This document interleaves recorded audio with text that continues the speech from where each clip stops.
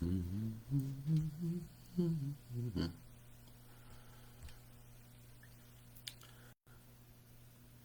morning. Today we do finish the book of Numbers. We look at the last three chapters.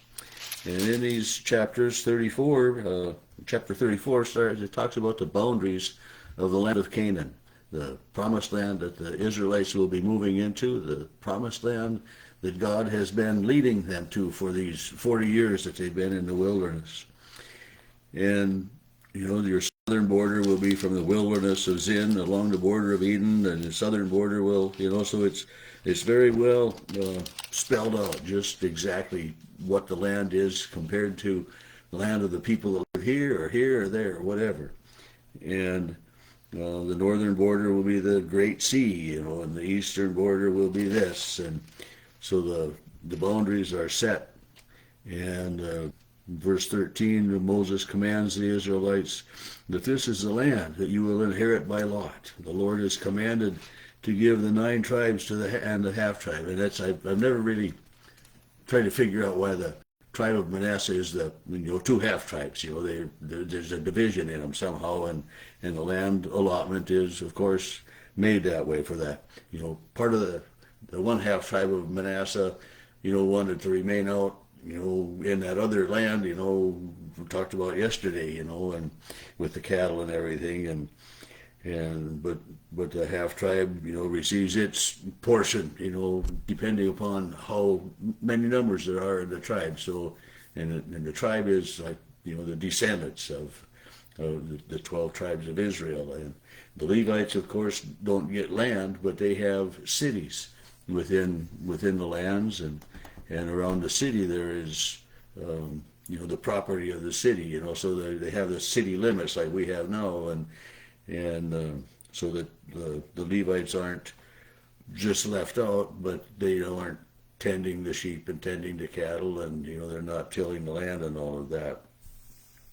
Starting in verse 16 of chapter 34, leaders are appointed to do the division of the land, and the names of these leaders now are new names for the leaders of the tribes compared to the original, that left the land of Egypt. So it signifies that, the first generation has passed away, and the new generation is there taking over and will be coming, into the possession of the land and thereby fulfilling what God had said to the Israelites.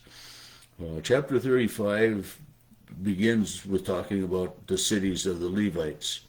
And the cities of the Levites are positioned around. They're not all in one spot, but they're, the land is like this, and the Levite towns are, scattered around through there, so that there are priests, these Levites are available for for services and for everything that way of what they do. And in verse 6 it says, among the cities which you give the Levites, you will appoint 6 cities of refuge to which a manslayer may flee, and to these you'll add 42 cities. So altogether there will be 48 cities that will be given to the Levites. And he started out with these cities of refuge, and there's quite a bit of talk about those cities starting in verse 9 and with the cities of refuge. And when you first hear that, you wonder, well, what is that all about? Well, the cities of, God goes into some more laws a little bit here. And the cities of refuge, if a person involuntarily kills someone else, it's an accident, involuntary manslaughter we call it today, the family of the victim that died has, would like to go and, retaliate, a life for a life.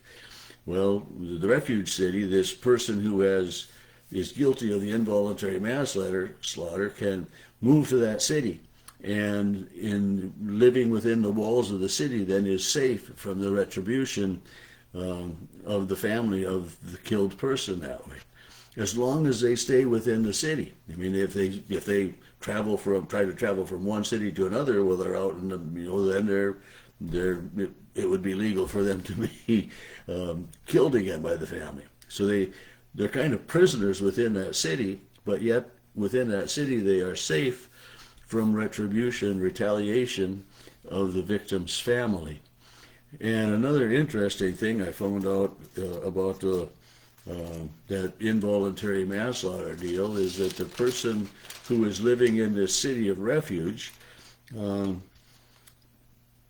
to be safe from the retribution, if the high priest dies while that person is there, well, then that person is proclaimed innocent. I mean, the statute of limitations expires. I feel like I'm going to sneeze, but anyway, it's just,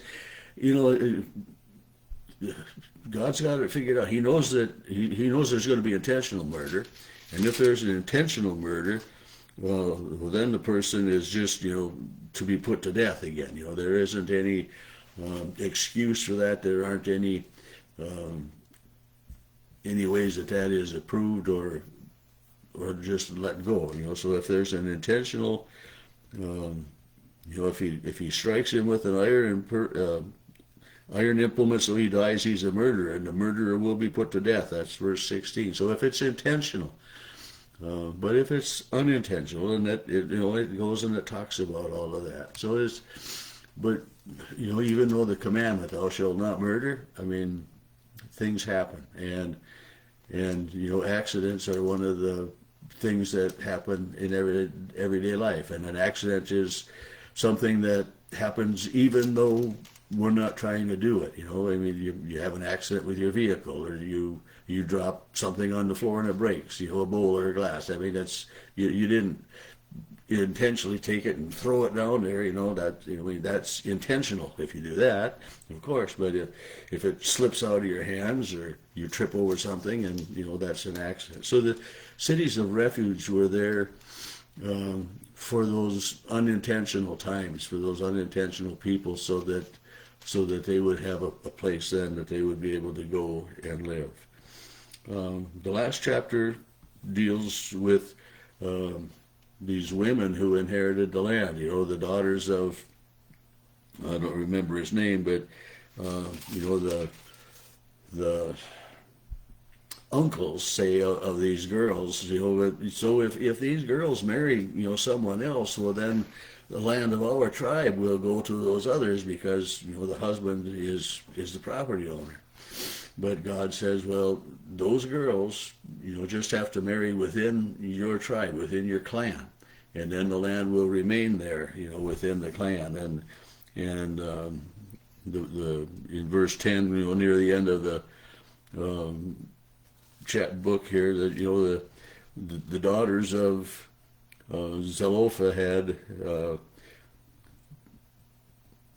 and he names them. The daughters were married to the sons of their father's brothers, so to their cousins, basically, and I mean, it was not so uncommon then for those things to happen, but so that the land was made sure that the land stayed within the delineation of the tribe, as the land had been divided out as the people were going to enter into the land of Canaan. And so this book ends, with this statement in verse 13. These are the commandments and the judgments which the Lord commanded the children of Israel by the hand of Moses in the plain of Moab by the Jordan, across from the Jericho. So again, a very specific spot where Moses was gathered together with the people in the presence of God and received these instructions, showing that the continued leadership of God for his chosen people, Israel. So tomorrow we'll begin the book of Deuteronomy, and the book of Deuteronomy is second law. Deut is for two, deus, second law, and we'll work our way through that as we are instructed to.